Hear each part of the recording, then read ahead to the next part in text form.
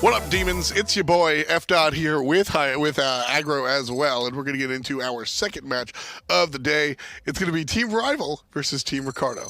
Should be a good one here. Rival's looking like a lot stronger. You know, they lose 50-meter fly. He goes over to Dabo's Disciples. Yeah. And they pick up Dobson, a little bit of a mid-lane swap, but they've looked pretty good since then, and I expect them to do the same here up against Ricardo, because even though this team has a lot of veterans on their side, I mean, Chronic the Bros there in the solo lane for them, I think that there's enough talent on Rival where they should be able to just kind of steamroll the opposition. I got to agree with you there. I think that Rival has been the standout team once upon a time. Once upon a time just over in Europe, but they've seemed to adjust to even playing well against the North Americans when they get to do so. But when it comes down to Europe, I mean, this has always been the squad to beat. And Ricardo, while I think that they have the tools to do just that, it certainly will be a tall task. Absolutely. And you look at what Rival did. Well, I believe it was last week up against European powerhouses, the bottom team in the region. They didn't look particularly good. They really should have lost a game there, and they were able to bounce back and win because of a great play from Dobson on the Giannis. So maybe that Ricardo can look at that and say, well, we've got an opportunity this time around to try and do what European powerhouses did, which is kind of catch Rival off guard a little bit and try and play aggressive in the early stages. We'll see if that's going to be the case, because I think that is something that is easier said than done. When it comes down to it, Team Rival has been strong for how long has the console scene been out? Season 2. Yeah, Season 2. Yeah, they weren't the best right away. It wasn't Rival. It was Aware Gaming at the very beginning. I remember that, actually. You gotta put some respect on Watson in the solo lane being the carry there for that team, and ever since then, it has been this Rival squad, one way or the other. Yeah, fantastic stuff has come out of them and their ability to approach the game. And it's interesting because I don't think that they do anything so out of this world, out of craziness. I think it's very standard sort of Smite, and Rival are just better at it than most of their opposition. And we've seen that mainly. I look at the Hunter role there immediately. Yeah, Vaporish Coast was the guy for this team for a long time. Now it's Davey in that duo lane, and he's looked pretty good so far in Season 6. I mean, he's not Vaporish Coast, but no one in Europe really is in the Hunter role for sure. Davies played very well. In Rapio's return to the jungle, I think, has been a real boon for this team. He's been a mainstay of this roster for a long, long time. Predators looks like he's doing a little bit better now. So we'll see how they continue to grow, because I think that Rival is smart enough to realize that they shouldn't be focusing on this region necessarily. This shouldn't be their end goal is to dominate Europe. It should be to be able to compete on the international stage. And that's really what they've been doing for the past couple of seasons. We'll see if that continues to work out in their favor.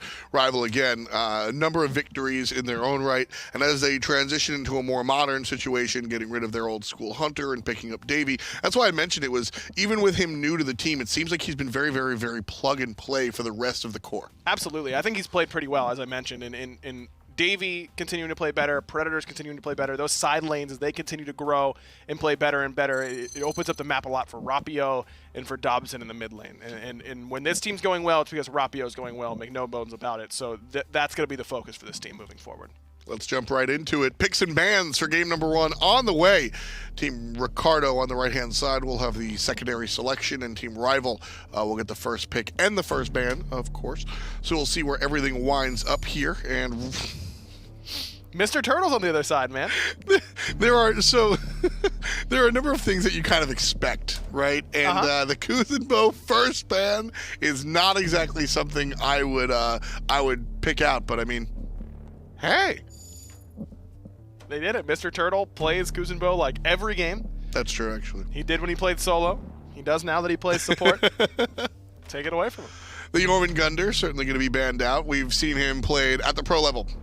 In the solo lane. So yes, he's a Guardian, but much more akin to, I guess, the Kabrakens of the world, where he's offensively focused, a lot of damage when played right, decent amount of control, but not exactly the character that I need, that I'm going to get the peel that I need. Yeah, more akin to Cerberus a lot of the time. Yeah, there you go. Kind of a warrior that just happens to do magical damage most of the time. And I think that Yorm can play support. I think that he can be a part of a high-pressure duo lane that is consistently trying to poke out their opposition and invade purples and reds and things of that nature. But he's flexible. And so if Ricardo isn't pretty familiar with him and how he plays in solo, and in support. I think this is the type of character that Dinosaur could really like because he's pretty aggressive as a player in general.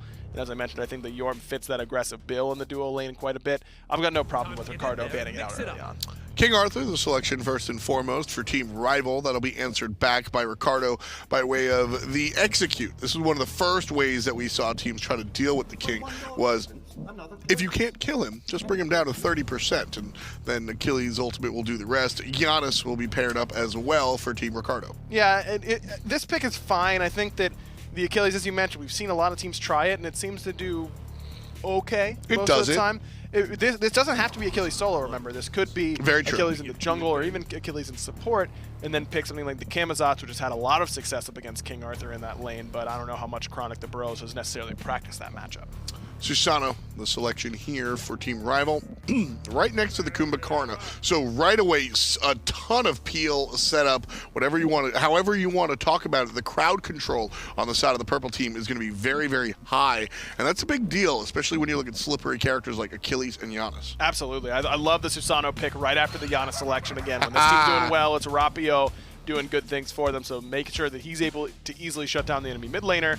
And the Camazotz pick, again, this doesn't have to be Camazotz solo necessarily. I'd like it to be, though. I would like it to be as well. I think that's the better spot for it in this draft, but it could be in the jungle. Yes, no, the ambiguity, as much as I would like to see the Camazotz in the solo lane, and I think that we've solidified the Camazotz solo as a nice response to that King Arthur in kind, I think that the ambiguity in this draft is still absolutely something that you need to hold near and dear to your heart if you're a fan of Ricardo, because having that sort of question mark across the way is always a positive. Absolutely. It makes it a lot harder to draft the rest of your draft, especially right before the second ban phase. It makes it harder to ban out properly. If I'm on Rival, I'm banning away. Wow, they're banning away Hera, so they think that Giannis might be some Youngle Giannis. Yeah, some Team Queso stuff that they were doing for a little bit. Youngle Giannis. Yeah, they banned away a couple mages. Maybe they're hearing things about Ricardo behind the scenes and what they've been practicing, or maybe they've been practicing against them. It's tough to say, but they seem to be privy to something that we are not. Well, the Pro League that airs every Thursday and Friday right here in the same spot, we did see Final K in week number 2 pull out the solo lane Hell. And when Hell does well, it's very scary because it's not just Hell doing well, it's the entire class of healers as a whole. And so we get a glimpse into the behind-the-scenes meta here at the Console League by taking a look at the bans. You see Chonga, Aphrodite, and Hell all banned out. Yeah. That means that these healers must have been very, very popular and potent in this week's scrims. Must have been. That's the only thing I can think of. And Cardinals Isis, two more control-oriented characters that bring a lot of CC and bring good damage through the early to mid game. This is definitely a mid-game composition for Rival. It doesn't scale particularly well in the later stages, especially in comparison to the other side. But yes, it is going to be Giannis in the jungle, right? That's the only spot that they can put it. Neath mid, Chronos ADC, Giannis in the jungle with Achilles support, I believe, is how it's going to have to end up going. Rival do have a mid-game composition for sure, but one thing that I do like is that if they do fail to launch in the early in the mid-game, sieging into this composition is going to be a nightmare. Rival and Ricardo, who's dreaming? Let's take a look. Game number 1. Very curious composition coming out from Team Ricardo up against Team Rival, and I'm excited to see how it's going to end up working for them in action. They have given over to Team Rival one of our strongest picks right now in that King Arthur in the first selection, and over to a very strong solo laner in Predator, so it is quite scary. I liked what you said behind the closed doors, Finch, how Predators is going to 1v4 no matter what god he picks. So the fact that you're enabling his 1v4 attitude with a King Arthur, it just goes to show Ricardo is not fearful whatsoever about that kind of idea. So that's why they picked up the Camazotz, and they're going to have a lot of mobility with the Giannis, maybe trying to rotate in, or maybe just to disengage from him. It is very curious. They put this Giannis in the jungle for Nate, and he'll be the one that's rotating over there along with Chronic the Bros, I'm sure. So maybe that's the idea. They'll be able to split up their damage, so it's a little bit harder for Predators to build against both. But I don't know, totally. I'm not particularly sold on this Giannis jungle. How do you feel about it? Giannis jungle isn't like the worst thing in the world. I think we did see it at a Queso a couple times actually for worst turtle, as it's had some success, but you would much rather have it to be a physical damage dealer. Hold that thought though, Tyler. So low, almost dead. A little bit of return fire onto Davey. You gotta respect the Achilles return fire. I think you do, and Mr. Turtle does get some damage in return. But I mean, the later this game goes, this team is going to be really wanting, I feel like, totally, for some true frontline presence and some true control. I mean, they've got some with like a portal, with a root. It can be AoE if Neath can land it, and Tyler has like the time stop, but I feel like it's going to be hard to lock down anyone on this rival team. I agree. Ricardo's draft doesn't have the most crowd control in the world. Like, yes, Mr. Turtle has a stun, Tyler with a time stomp, a root for AraBX, Nate with the portal, a little bit of slow from Chronic the Bros, but it's not like this huge AoE slow or like setup, right? Like Dobson has great control. As does Rappia with their ultimates controlling so much space. Predators can lock you down like 3 ways from Sunday if he really wants to. Dinosaur on the Kumbhakarna alone has enough lockdown, and that's the one issue that I'm looking at with the Giannis jungle. When you asked me that question earlier, Finch, about how do I feel about Giannis jungle, he needs some sort of setup to be successful. So it's up to AraBX or Mr. Turtle to enable that setup. And even then, how effective can his through space and time truly be? We'll see.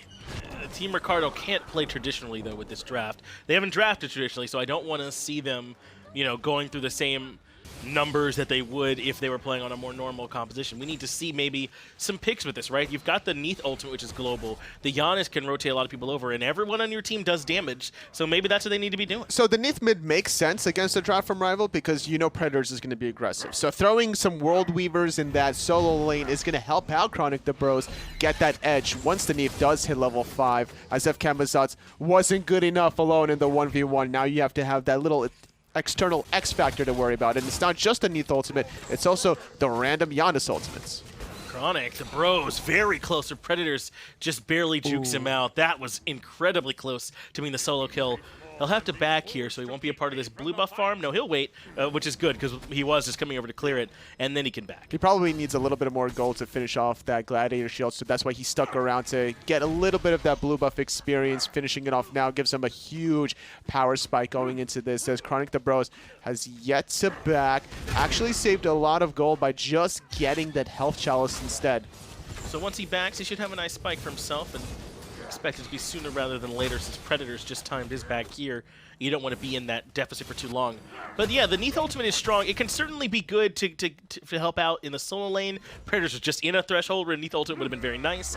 But it's not just there. You know, if they look for ganks over in duo lane, or if there's skirmishes in the jungle, this could be strong for them. They just got to make sure they play into it. And the one thing I wanted to also mention about this solo lane matchup is that Predators, he backed with a ward and 1 health potion, whereas Chronic the Bros has the health chalice.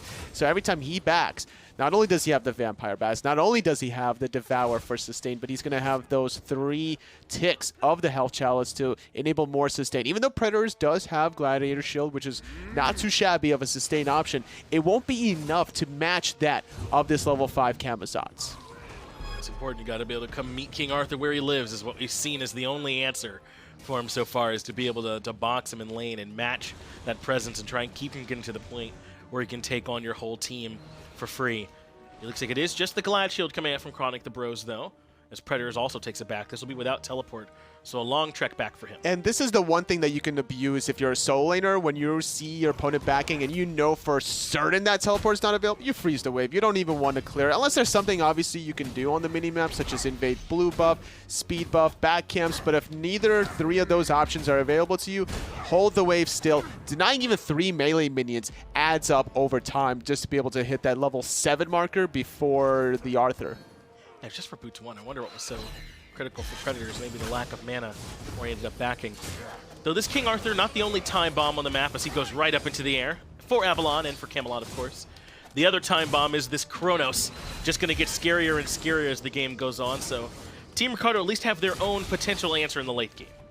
And that's going to be important. This late game for Ricardo, you're looking at the burst damage from Mr. Turtle to set up Tyler as well, right? Because that damage is going to allow the support Achilles that doesn't need damage to look for the executes. So Tyler's magical damage is going to be important to make sure that he doesn't just kind of falter in the early game. Make sure he gets off to a safe start, get him ahead, give him like a ring build more often than not, and just start swinging away at this heavy front line of Kumbhakarna and Arthur. It is going to be tough, like you said, to make it through the Kumbhakarna and the King Arthur, but that's going to have to be the idea. And again, I think that'll probably rely on some of these skirmishes, as there is some aggression towards the red buff on the left-hand side. Mr. Turtle does indeed get rooted. Stunned there to keep the CC chain going.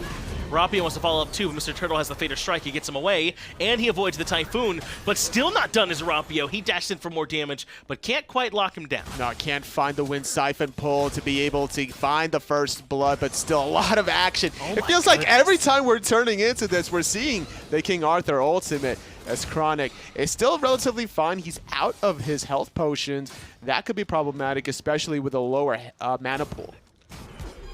Able to ult quite often is the King Arthur, and Predator's putting it on display here so far. But I like that we saw some aggression from Team Rival. I mean, Isis can feel really good in exactly those kinds of fights because she has damage and a bunch of extra control to keep those CC chains going. This is right about when Susano's finally ready to start partying too, so being aggressive and going around the red buff and trying to slow down Ricardo, I love it. Yeah, Rapio's always looking to party, but he's not with the blink, so it's a little more difficult. But I respect the Beast pickup because you don't want to get caught in a chain CC of the Giannis and the Neve specifically. World Weaver does plenty of damage in its own right, as Rapio needs to be aggressive, I think, sooner rather than later. He didn't find the success in the red buff, but honestly, with how much action Predators is doing on this right side of the map, it could be now.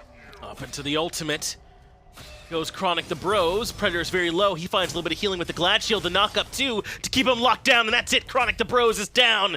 Predators finds first blood, survives the gank, or at least the help from Arabiax. Chronic the Bros needed to hit those vampire bats. Without that ability connecting, he wasn't going to deal the lethal damage, and he wasn't going to get the sustain that he needed to survive all those tower shots. I like the idea that Arabiax had using that ultimate, but Excalibur's Wrath was up, so that was the disengage that he needed with the CC immunity. Perfectly timed disengage out of Predators, avoiding the stun. Blue buff dropped by Rapio. And that's a good call when Chronic the Bros isn't there to strip that farm away and try and accelerate this even further. That's exactly the call that we wanted from Team Ricardo. And it wasn't a game plan issue. It wasn't a comp issue. That was just execution, where they couldn't quite complete the kill on a Chronic. Now Predator's feeling very comfortable. He's even got Rapio here with the Typhoon charged. Avoids the knockup. That was nice. But Chronic the Bros in a whole lot of trouble. The spin coming out is good, but he's got sustain to match. It just ain't enough. Predators gets one more. That's 2 kills already going to the first pick, Arthur. Not a bad way to start the day if you're Predator. Surviving a gank, getting a gank on your own side, through space and time being used all the way down. They really thought they can catch out Rapio. Level 2 ultimate from Giannis. If that connected, that might have been a kill, actually.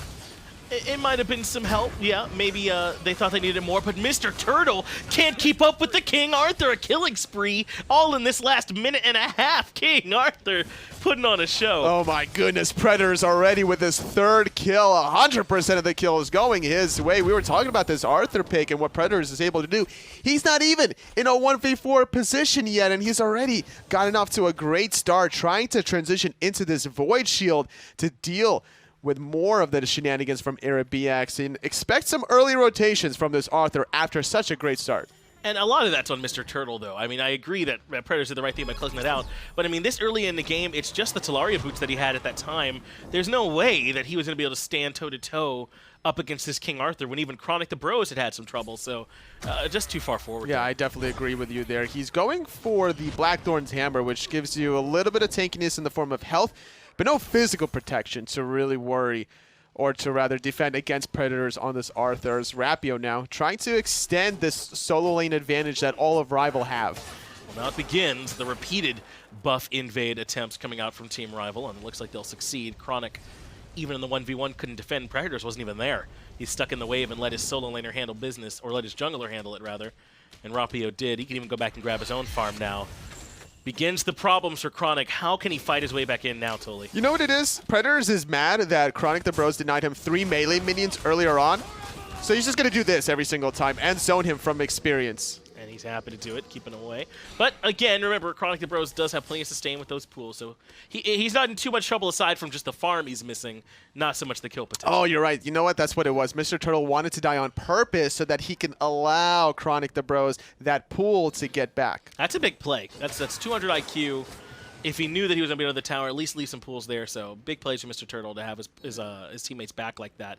As he still needs to be careful in the middle lane. Dobson certainly could catch him out, but that far into the tower, it should be okay. Rapio is aggressively deep, looking for something of his own, but will find nothing there. I mean, this level 11 Susanoo, you should be looking to look for some place, especially if you have timers of speed buffs.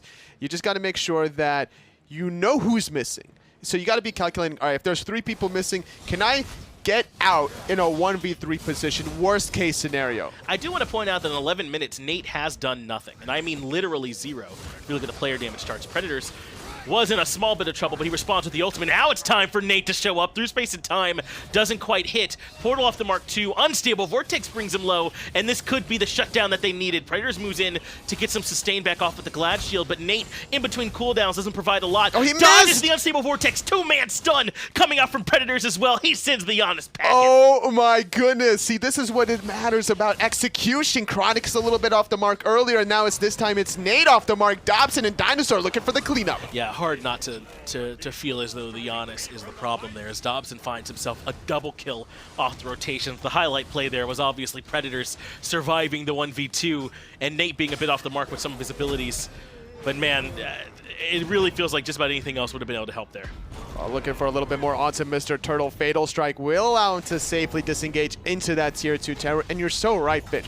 Literally almost any other jungler would have enabled that kill at the end of the day. You just need a little bit more control. Now, granted, maybe that jungler wouldn't have gotten there as quickly, considering Giannis does have through space and time. But if you're going to miss those portals, you're not going to lock down this Arthur, because he's just going to spam his abilities, hit 2 people, get more effects from his Gladiator Shield, and even almost get 2 kills for himself. Very, very close to completing it. He was in that last engagement as the ultimate from BX on cooldown now. He dropped it to potentially help out Tylern, but Davey was able to dash away, so there was no kill potential there. Now level 13 is the King Arthur, though, to swing back over to solo. Very scary with him having the Void Shield now completed and a significant lead over Chronic.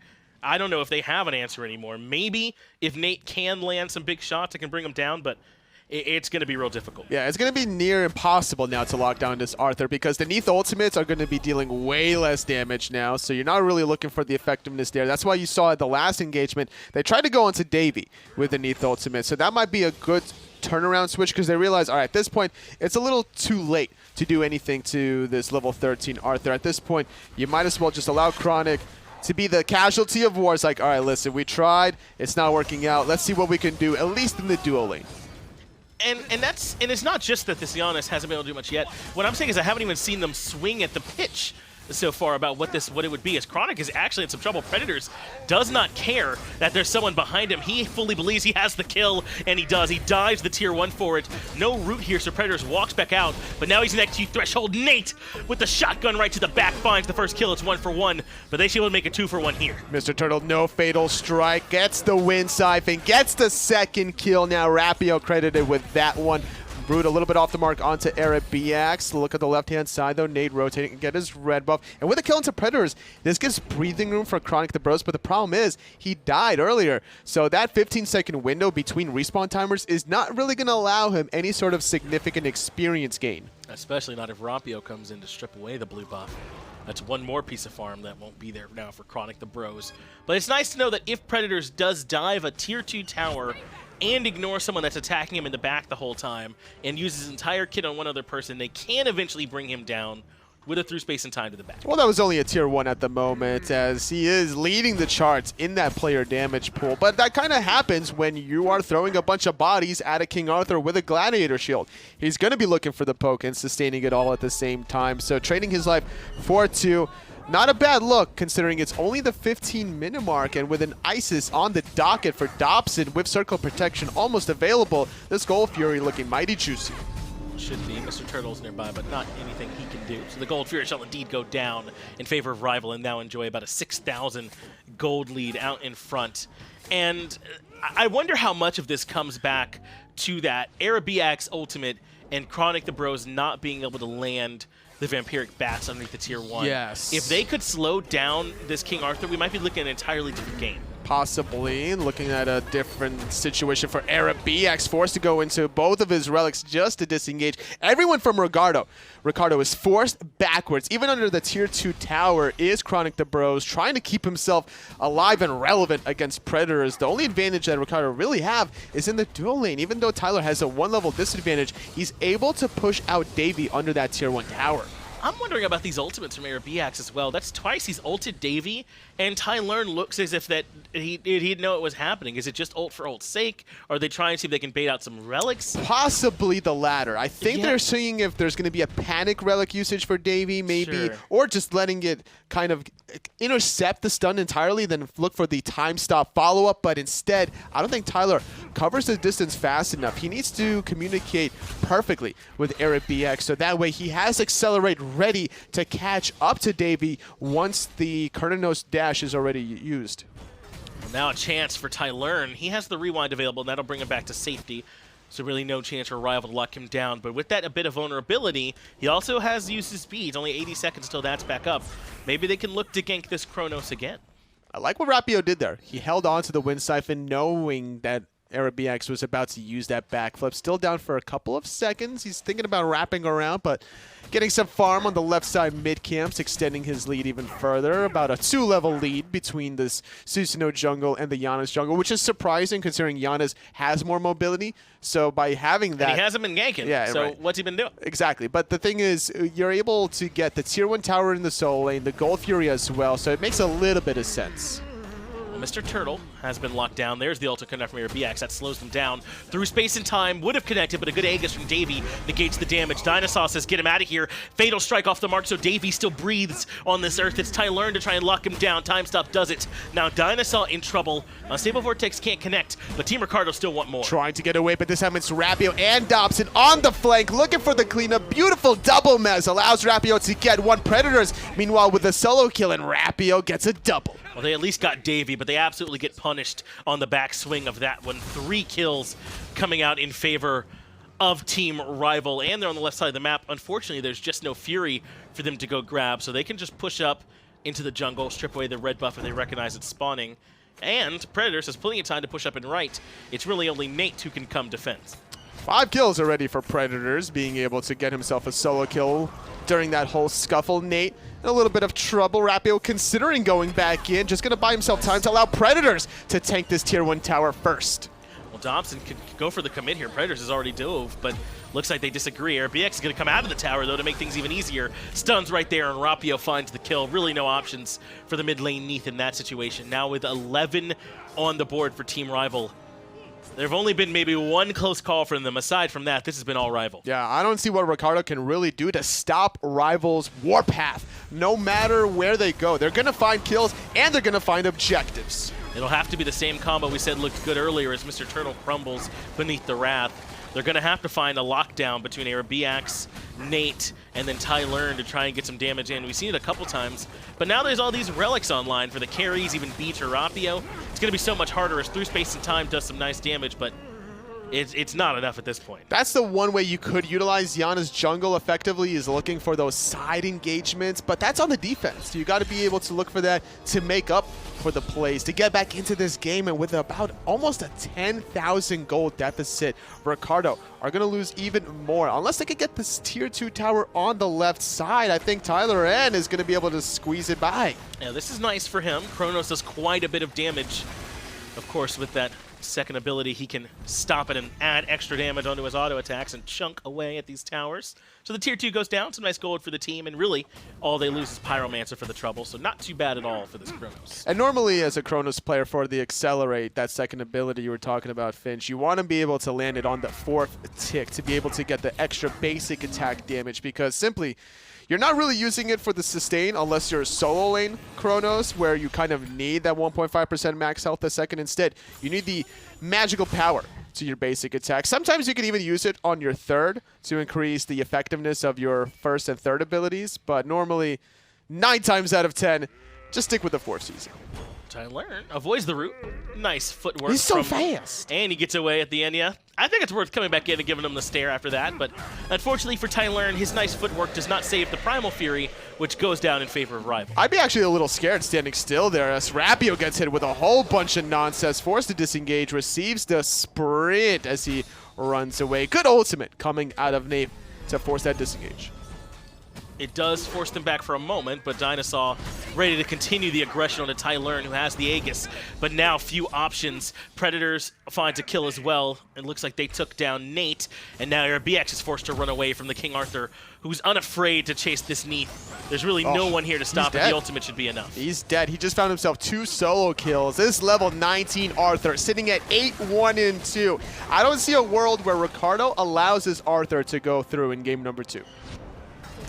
I wouldn't have seen a world where they allowed to go through in game number 1, but I mean, here we are occupying it, right? So I think likely you're right. They'll make that adjustment and take this one away as the Phoenix on the left-hand side goes down. Team Ricardo have a couple members up, and they'll at least force them back for now. It's always a good feeling when you get the Phoenix before you get the Fire Giant buff. Right. That just goes to show how dominant of a performance you and your teammates had, and that's a huge mental gain you can really use transitioning into the next one. As long as you started off relatively fine. You don't want to let your lead play you, whether or not you have a 10,000+ gold lead or whether or not you're up 1 game in a best-of-3 set. It's the more valuable Phoenix as well if you're going to be at the Fire Giant, right? It'll be a bunch of Fire Minions over there on the long lane side, and they'll be forced over there to defend. It can't be at it, though. I imagine down 11,000 gold, they probably didn't want to be there for the Fire Giant fight anyway at this point. Predators alone has already proven his ability to fight off multiple members by himself. But we haven't really seen him in the 1v4 yet. He's just casually 1v2ing.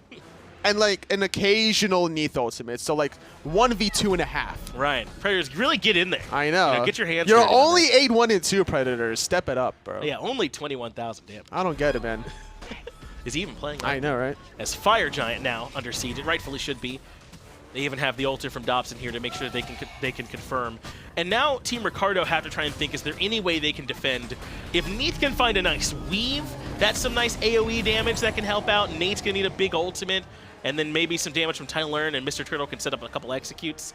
But that's a thin line I'm seeing. It's wishful thinking, that's for sure, Finch. At this point, it's just not looking pretty for Mr. Turtle and the crew. Their strategy of trying to use this Achilles support to enable him for the executes haven't been there. They just haven't been doing the damage because they're the ones dying first. It's been great rotations from Predators and Rapio, finding all the kills. Between the two of them, they've gotten 13 of their team's 15 total kills. Chronic the Bros going to try and do battle with Predators, but I think they're happy with this trade. The rest of Team Rival can stand over on the right-hand side and threaten this Phoenix. Dinosaur's actually brought quite low. Execute doesn't land, but Chronic the Bros wants to come in. A good mess is there, and they keep the CC chain going.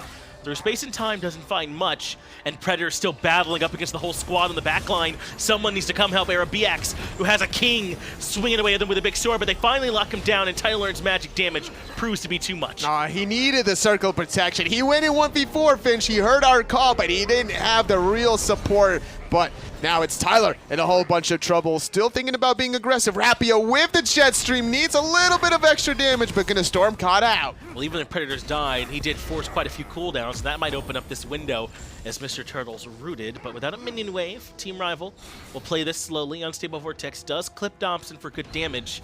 But now the minion wave here, they can push in. Davey swinging away. Chronic the Bros locked down. The ISIS stun is there, and he's removed. They don't even want the Phoenix. They want the picks. Oh, and RBX going to use that ultimate onto Davey, forcing out the beats. Spirit Ball a little bit off the mark. Nate going to get chased down the left side. Rapio with a nice little double kill. Keep in mind, RBX without his backflip. Mr. Turtle going to avoid the stun just narrowly. Going to use his combat dodge and a good stun to disengage, but I don't think it's enough. No, he's going to fall as well. Now it's just RBX to defend up against 4, and with minions pouring in from the right-hand side and shortly from the left as well, I think Rival can go ahead and look for the end on this one. Game number 1, in dominant fashion, goes down in favor of the purple squad. Team Rival take down Ricardo. 19-3. Outstanding performance from Rival. Playing this Arthur Susno combination, the double front line, so much burst damage.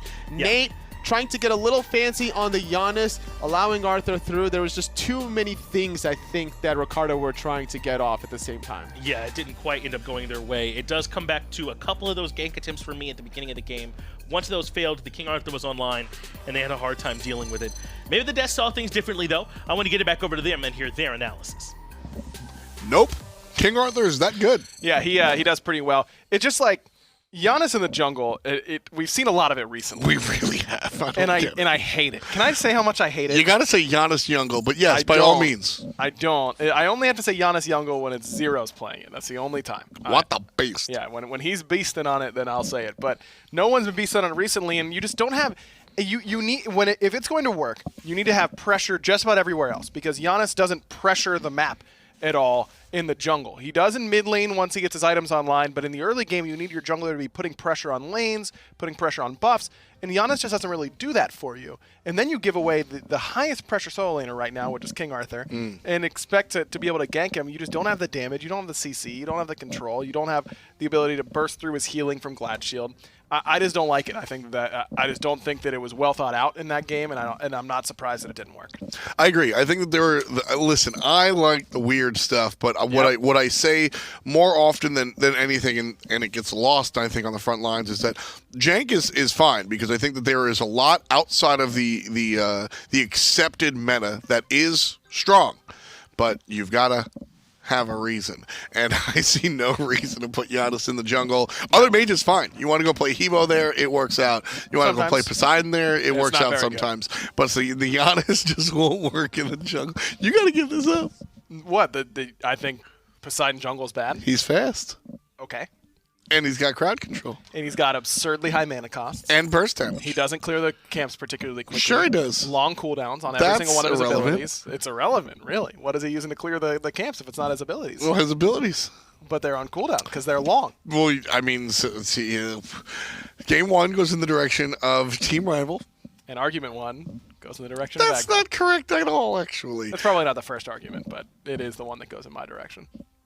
The first one that goes in your direction, the inaugural win for aggro here on the analysis desk. Yes, we can all celebrate that one. Sure. But as we watch what Predators was able to do with King Arthur, what is your? I don't think he gets it again in game two. No way. You ban it here in game two. No, basically, no matter what, you keep it out of his hands. I think that the Isis in the mid lane for Dobson was good. Rapio was able to get a lot done on that Susano. This is absurd. The rest of the map was pretty solid. But yeah, I mean. What does Giannis do in this situation, man? A traditional assassin just auto attacks and kills the man. Other mages, like I said, if you want to get cute, I'm down.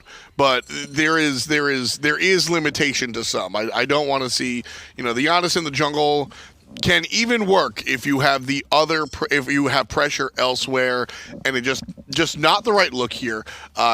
For Team Ricardo, or a BX in the mid lane also got turned around too many times. Yeah. Mr. Turtle 0-5-3, not what you want to see from your support Achilles. The Isis pick for Dobson, I think, very important. That it's going to not concede pressure in the early game to Neath, which is where, as I mentioned, if you're having Giannis in the jungle, you need pressure everywhere, and Neath is designed to get you that in the mid lane, but up against Isis, you really can't. So that was a really good pick by Rival that shut down Ricardo pretty well. And Dobson also allowed the team to pay attention to objectives very strongly as well. There was a lot going for Team Rival in this draft, and very rarely are games lost in the picks and ban phase. They need to be kind of exaggerated on both sides. Team Rival had a good draft, and Team Ricardo had a bad draft. And when you're talking about that side of the coin, those two stark differences, I mean, yeah, man.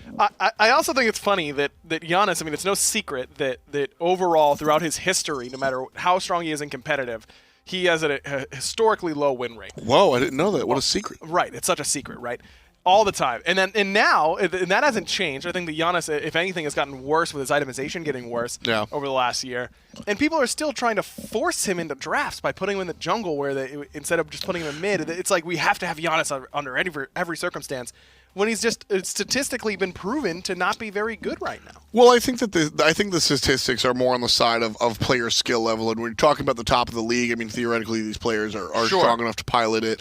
I think realistically what it is, Giannis is very good, and don't take this as an affront to Giannis, but he's a crutch. He's a crutch to over-aggressive players. Oh no, I've gotten into trouble. I've jumped into the enemy red buff, and here they are, help portal me out. Yeah, he can do that, but he's a very unique play style. Yeah. No other character does what Giannis can do, and so that's why sometimes you need him in the jungle, because we really could use that extra mobility and move us around and that kind of stuff. But for me, that just felt like we really think Giannis is good, so let's just pick him and then put him in the jungle because he's really good. But it's just not the case. I mean, I agree. You look at throughout Giannis's history, yes, he's had a lot of success at the Pro League level, but it's with a very small pool of players. You have to be insanely good at the game in order to make Giannis actually look broken.